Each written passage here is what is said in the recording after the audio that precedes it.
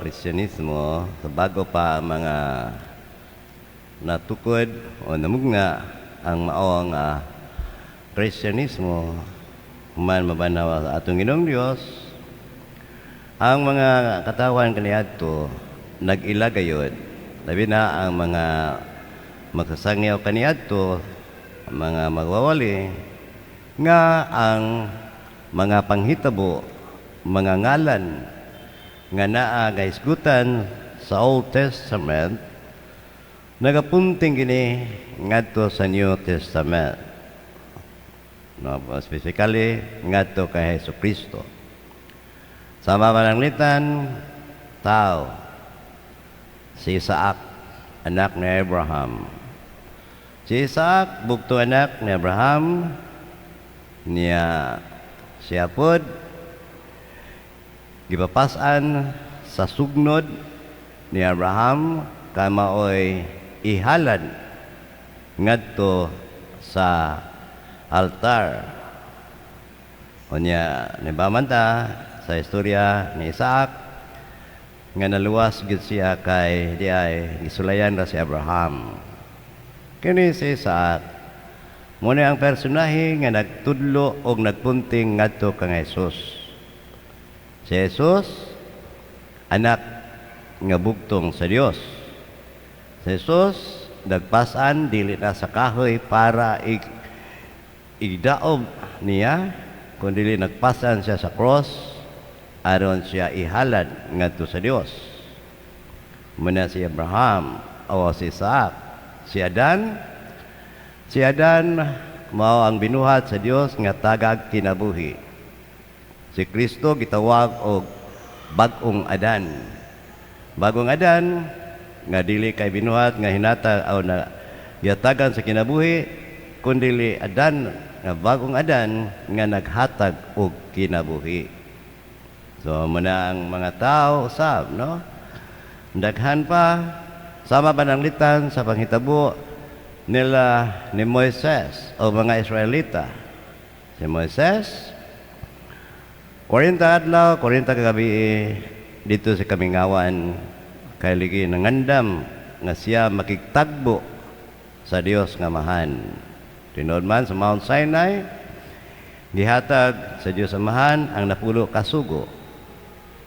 Ang ato sa Ginoong Jesucristo 40 ka adlaw, 40 kagabi dito sa Kamingawan. Nangandam siya siyang pagdawat na gyud sa iya gayon gimwaton ning kalibutana ang pagluwas kanato nga mao ang katumanan usab sa kabubuton sa Dios nga mahan. So wa pa siya lansa sa cross 40 days 40 nights. Ang mga taga-Israel pod wa pa na sila tawag ang mga Israelita, mga Hudyo nga gikan siya sa Ehipto. Milabang sila for 40 years ngadto sa the promised land. Muna kita sad 40 days, no, nga naglabang kita karon ngadto sa kaluwasan nato, pagsaulos kaluwasan nato mang kasakit kamatayon labi na gyud ang pagkabanhaw ni Kristo. So mga panghitabo nga nagtug-an kanato nga ang Old Testament is only a preparation, is only mga nahitabo diha pointing to the New Testament, diha gayon ni Kristo. Nga man gani nga katubita mga tinuhuan, mga magtutuo, magtinuhuan nga wala gani sila moila nga si Kristo na mao ang isaad sa daang tugon sa Old Testament. Muna nga wagin sila may salagin sila nga wagin sila maila nga si Jesus di ay mao na ang Mesiyas. So ang mga Islam ay ilang pagtuo is only a prophet lang kay ni Jesus. Ano man diha wa man lang makita gyud matugkad kung unsa daay ang Old Testament. Bisan gani si Kristo nga doon na siya mention bahin sa panghitabo sa Old Testament nga gisgutan sa panahon ni Moises. Nanglakaw ang katawan padong sa gi-promised land. Unya dunay dako kayo nga ingon ta katalagman. Kay ligi ang mga katawan kaniadto kanunay lang nagbagulbol. Kanunay lang nagreklamo kabahin sa Dios. Muna dunay dakong katalagman nga miabot kanila kadtong pamaak sila og mga bitin. Wata kay ba unsa tong mga bitina, banakon ba or babuyon ba or sa klase mga bitin dia, mga sawa ba kato, basta poisonous kayo sila, no? Tungod sa kadaghan sa nangamatay ang mga tao nibalik sa atong Ginoong Dios, nagpaila sila, nagkinahanglan gid sila sa atong Ginoo. Diha sa gipakita sa atong Ginoong Dios ang iyang pagmahal, paghigugma, pagkamaluluyon niya ngadto sa iyang katawhan. Iyang gitugon sa Moises, paghimo og bitin nga tumbaga, ibutang kini sa tukon o kinsa katong muatan-aw niini, jadi napakan maluwas. Muna ang gi-quote, muna ang gihimo karon ni Kristo, no? Sama nga si Moises, sama nga giisa ni Moises dito sa kamingawan, ang bitin nga tumbaga nga ibutang sa tukon, ang anak sa tao kinahanglan nga iisa sa. So katuday panghitabo sa Old Testament pointing to unsay mahitabo ni Kristo usab. Pasidaan na nga siya parehasa nga kinsa kato nga mutan-aw og muduol kaniya nga nagbitay sa cross tugob sa pagtuo maluwas. So manana ang gitawag nato karon og katumanan gayud diay sa Old Testament ngadto sa New Testament, no? Ang katumanan tuara sa New Testament, dili paigo nga og kutob rata sa Old Testament sa madaang tugon ang atong tuoan, no? Dili ra paiguan na kundi kinahanglan mo labang kita ngadto sa New Testament kasi Kristo mismo hisgot man siya, no? Ngano man ni nga nahitabo ni kaniadto kay nagtug-an sana sa mahitabo kanako. So ngano man iyang gibuhat to o gipadayag niya. Muna karong Domingo gitawag ng Laetare Sunday. Laetare Sunday meaning rejoice Sunday. Magsadya ta. Nga naman, karon is a fourth Sunday of Quaresma. So, doon na lang tayo mga, including karon, 3 Sundays na lang to go.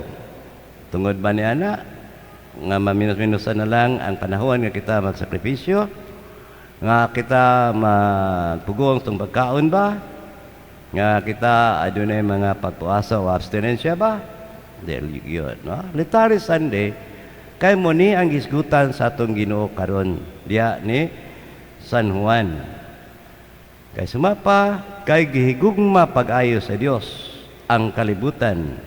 Ang tungod nini, gihatag niya ang iyang anak, bugtong anak aron ang tanan, nga muto kaniya dili mamatay, kundili makabaton hinuon sa kinabuhing dayon. Muna ang panahon ngano nga magsadya ta. Muna nga ngano nga magsadya ta, kay gipakita sa Dios ang iyang pagigugma gayon. Why makalabaw? Ngana mo na ningon siya one time, si Kristo ningon, wa gilay makalabaw sa paghigugma sa sakay gala, gawas ang pagpakamatay alang kaniya, maniniya siya. Tungod sa paghigugma, pagayo sa Diyos, kanato. So that's one way of ingonta, that's one of the reasons kanong magmasadya deta, kaya naaday gipadala sa Diyos, kanato ang manluluwas.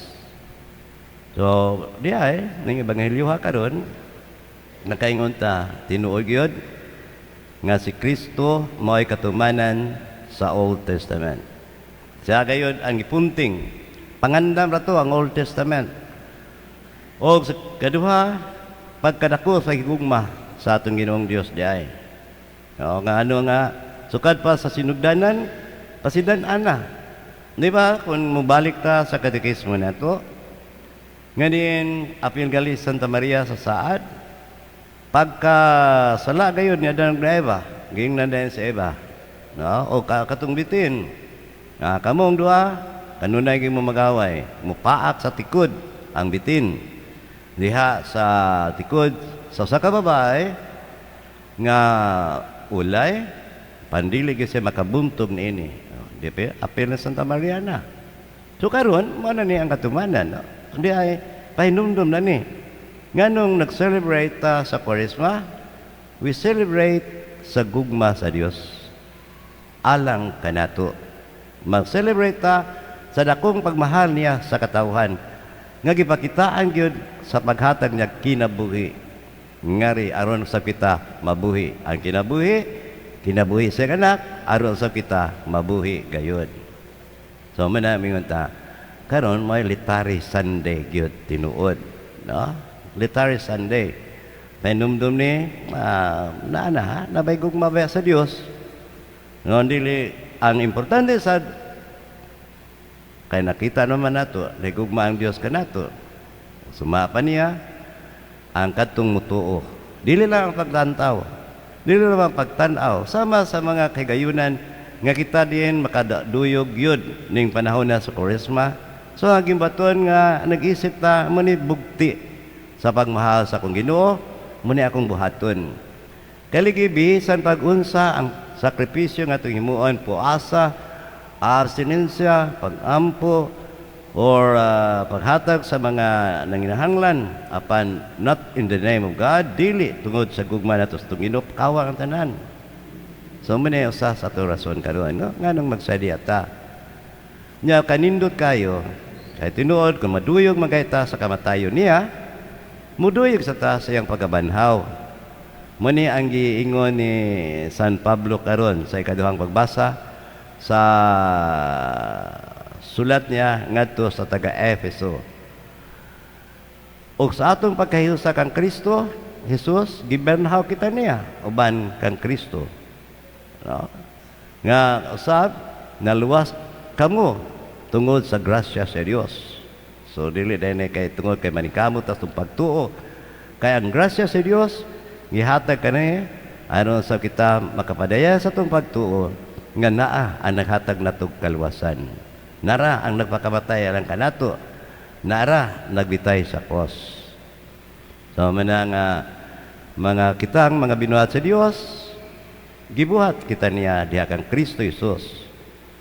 Marsad aron sa kita magbuhat kag maayo nga mayang tuyo alang kanato. Sulat pa na ni San Pablo ngadto sa taga-Efeso. So mientras tanto ato kini pamalandungan gayud unsa kaha ang gibalos nako paggugma sa akong Ginoo. Unsa ka ang gibalos nako ang pagmahal niya kadako. Tinuod dili paigo ang atong mga bugti nato ngadto kaniya. Apan tungod sa grasya sa Dios, giyatagan kita tungod sa grasya sa Dios, pinaagis pagtuo, naluwas kamo tungod sa grasya sa Dios. Manindog sa taron, ya magpadaya kita sa